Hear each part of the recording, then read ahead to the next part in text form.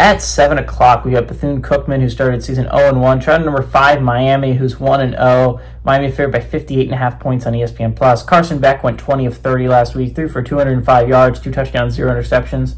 Mark Fletcher Jr. had 15 carries for 66 yards, and Malachi Toney had 6 catches for 82 yards and a touchdown. I think what is going to be really interesting is how Miami reacts to such a massive win over Notre Dame, right? Miami's coming off one of the 3 best wins of the weekend, right? If you're talking about maybe 4 best wins of the weekend, I think there's 4 teams that won big games last week, and Miami is one of them, including Ohio State over Texas, Miami over Notre Dame, LSU over Clemson, and Florida State over Bama, right? Miami beating Notre Dame was such a massive win. It moves them up to number 5 after being, I think they were number 9 in the first day people. Moves them up to number 5. I think this ranking will actually should get higher. I would have put them at 4. In all honesty, I would have had them ahead of Georgia.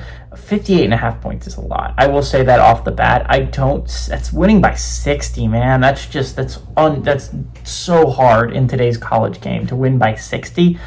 I think Miami's team's really good. I mean, anyone who watched that Notre Dame game and came away thinking differently is a weird person. Again, Carson Beck is an extremely solid veteran quarterback. He doesn't make the same mistakes.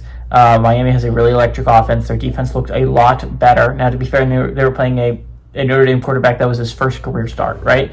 So that's going to mean something. But Miami is going to be a really interesting team to look going forward because, again, I think they avoid Clemson. They avoid Clemson, which is a big win for Miami. At least I think they do. They might not. I might be lying to you. But they do have to play Florida State. They have a lot of hard games on their schedule. This is not going to be an easy year for Miami from the ACC's perspective. They get South Florida next week at a conference. They get Florida the week after, right?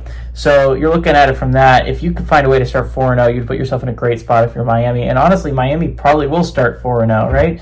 You're looking at it. Miami has always found a way to win games early on in the season. It's late in the season where they start to collapse. Remember, they started 9-0 last year.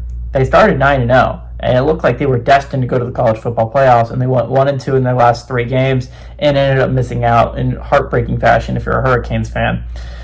All that being said, I think Miami has a really solid team this year. You're telling me they're going to win by 60. It seems like a lot of points to win by. I understand Miami's offense can be electric, but at a certain point, you take out the quarterbacks, you take out the running backs, you take out the wide receivers, and they're not going to score on every single possession. They're not going to hold Bethune-Cookman to 0 points. Winning by 60 is asking me to believe a lot. I just don't quite believe that, but I do think Miami has a good game. I think Miami wins about 40, 45, maybe even 50, not 60 points. Give me Miami to win, but Bethune-Cookman to absolutely cover that spread.